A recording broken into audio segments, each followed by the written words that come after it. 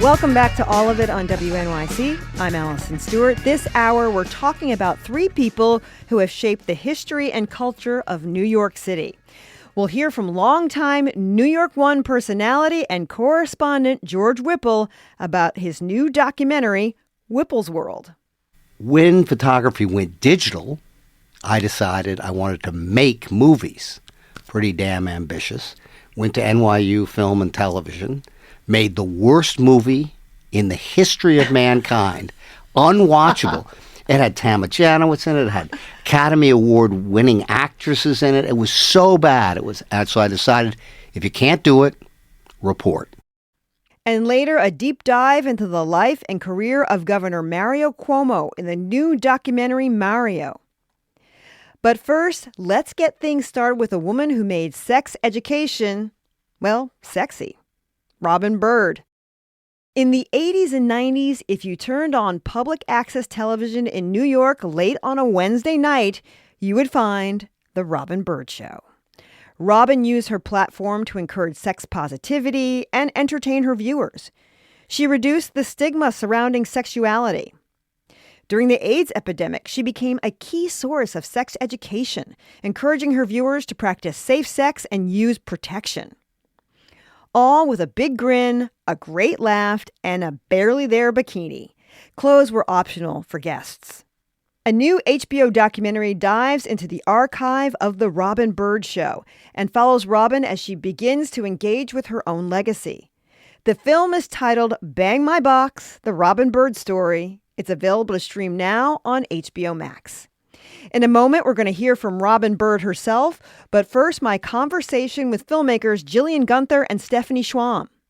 Stephanie tells me that she and Jillian were fans of Robin Byrd growing up, and that's how they convinced her to do the documentary. Well, first of all, I think what was really important to Robin was we were fans and we were bird watchers. And I think, when you meet her, one of the first things she asks you is, did you watch my show? Was I part of your life? That's really important to her. So the fact that we both had these sort of hilarious and very typical stories of people who, watched the show when we were young. And, it was such a massive part of forming our experience and our sex education. I think that she loved that. And then on top of it, I think, as Jillian said, the fact that I think she could feel our goodwill towards her. And, we went in really asking a lot of questions rather than sort of telling her what our agenda was. So when did you first see the show, Jillian? I was probably 10. I grew up in downtown New York. I had a little black and white TV with a UHF dial and rabbit ears. And it was, I didn't even have to hide it because it was the 70s. And I had it on my lap. And I would find it, and it was like a free thrill.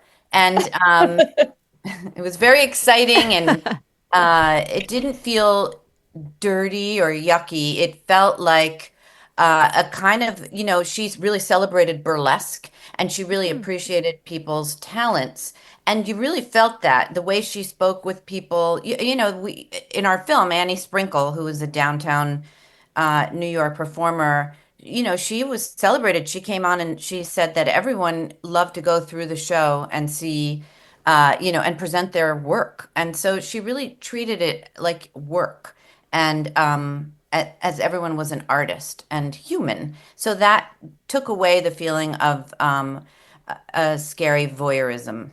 How about for you, Stephanie? When did you first encounter Robin Byrd?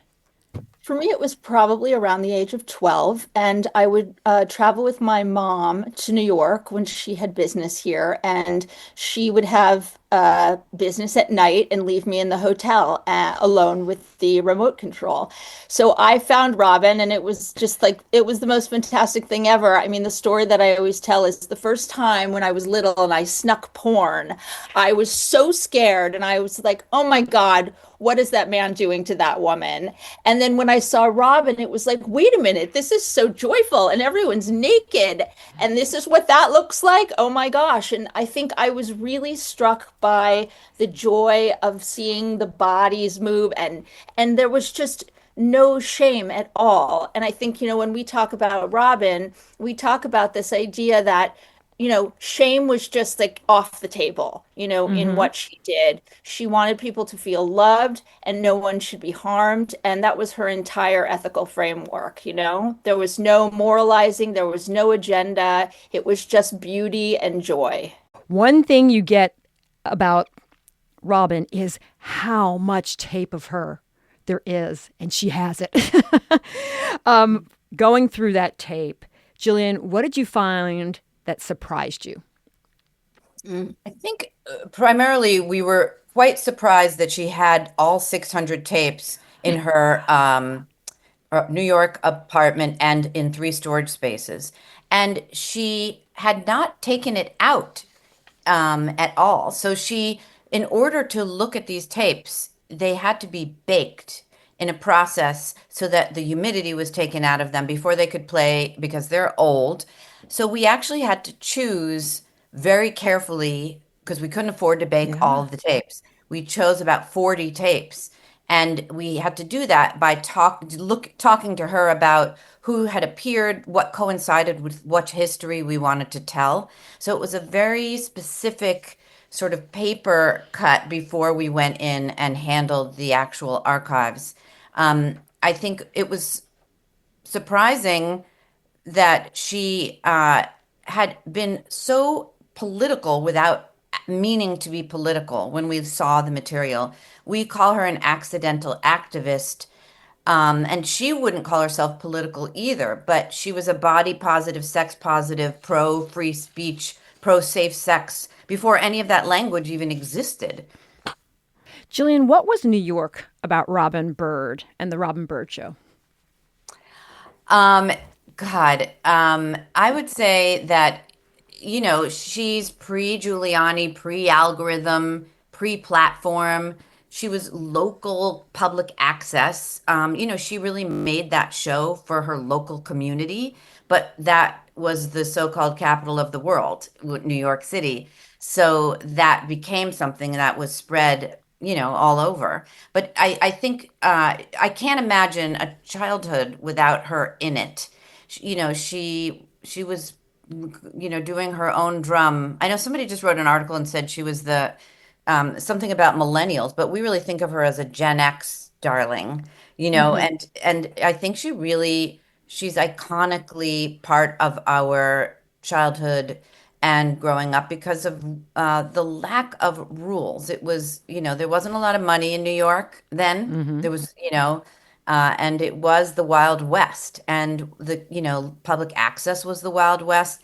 So she was a precursor to all this kind of structure that ended up coming down on us.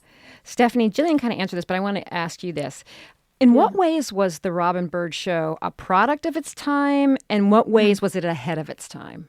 Yeah, I mean, I think public access was at the time, I think it was the open internet before the internet existed. Channel J was New York City's only ungoverned adult public access channel. And so I think Robin just stepped into a void that was there that could only happen at that time. Jillian, do you consider the Robin Byrd Show a feminist show? Well, that's such an interesting question. I think it is a feminist show, but not because Robin is labels herself a feminist. And I think that's what's wonderful about her is that she acts on instinct, and that her instincts coincided with movements in history. And that was something that we really thought about in making the film because she was, she didn't speak about issues. She just did what she felt was right. Hmm. So she's certainly a feminist. She's certainly, in retrospect, she's certainly impacted, uh, you know, they went to the Supreme Court fighting for free speech. That was something she did out of her own will, not thinking of it as a political action, but it was. She found out. She was a First Amendment fighter, and we always like to mention, Allison, that the case she won in her First Mm-hmm. Amendment fight was against Time Warner, who now owns HBO and just paid for this film about her. Well, Yeah, then, we love that part. I mean, the other thing we like to talk about too is this idea of language and how the language sort of is meeting Robin where she was at, where, Hmm. the terms body positive, sex positive, queer safe spaces, these were ideas that weren't yet articulated in language. So we always think it's so interesting that the Lord sort of met Robin where she was naturally. A big part of the documentary is the love story between Robin and her husband, Shelley. They've been together 50 plus years at this point. Yeah. And he's going through dementia. He's a happy person. Um, Stephanie, what did you observe about them as a couple during your time filming them?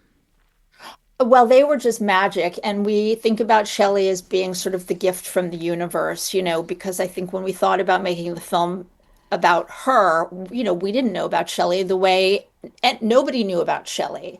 And I think the thing that was the most moving part of this is Robin's care for him, that is so profound and so intentional.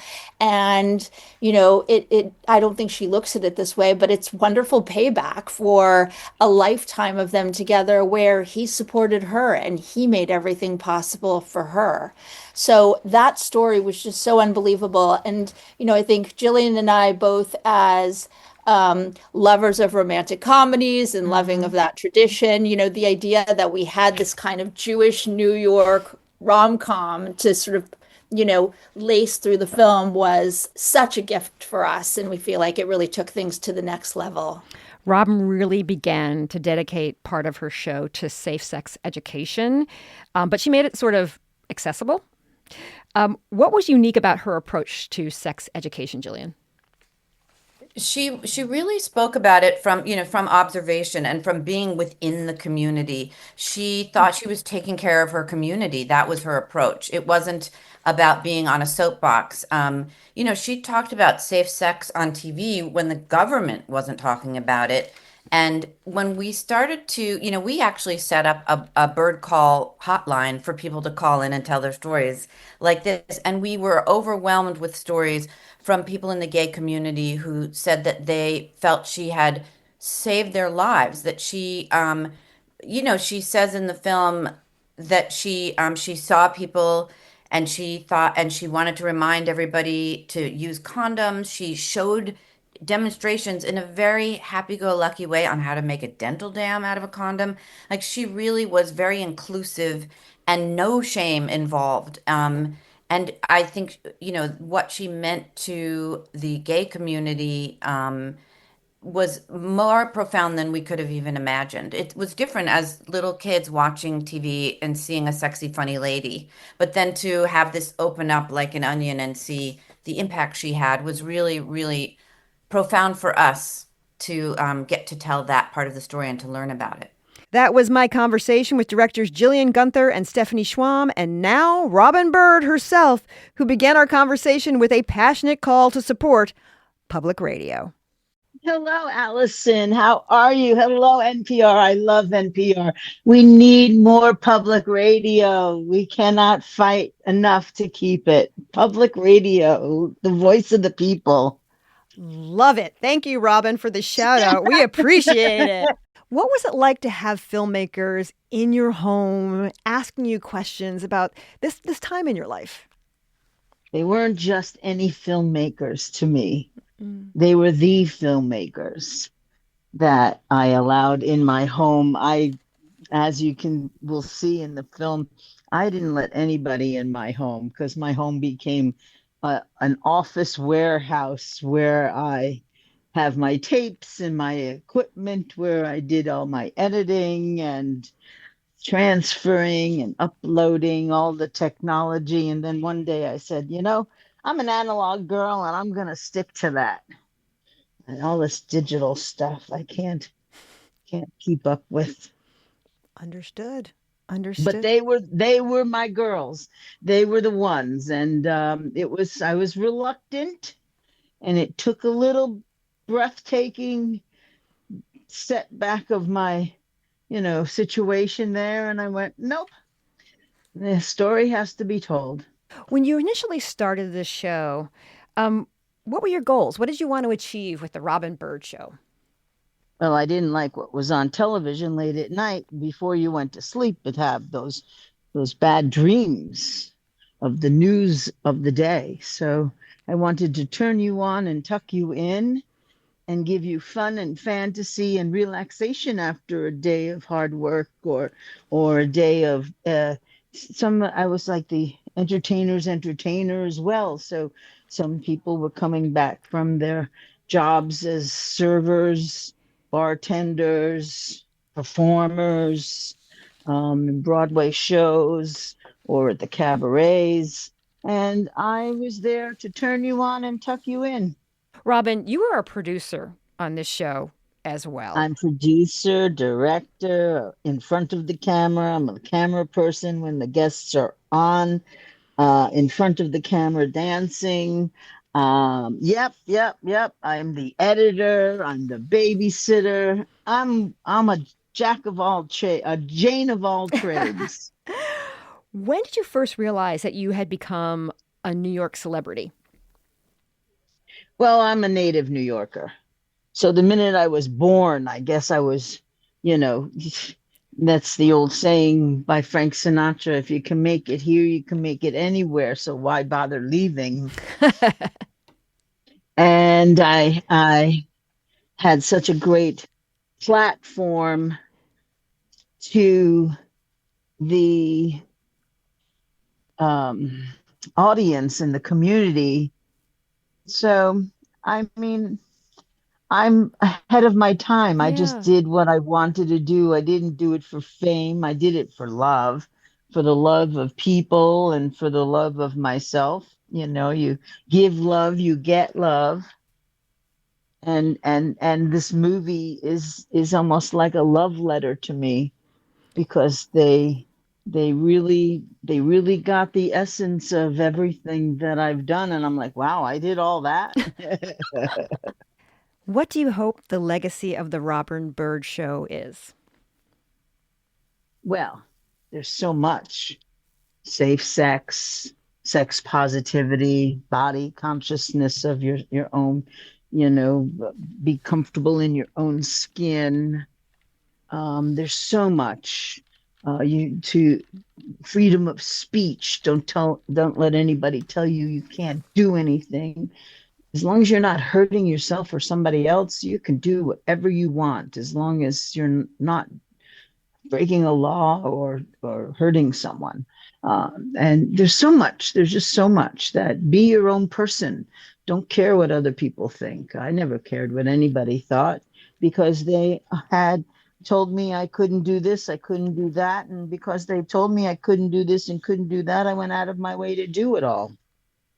That was my conversation with Robin Byrd and directors Gillian Gunther and Stephanie Schwam about their new documentary, Bang My Box, The Robin Byrd Story. You can stream it now on HBO Max.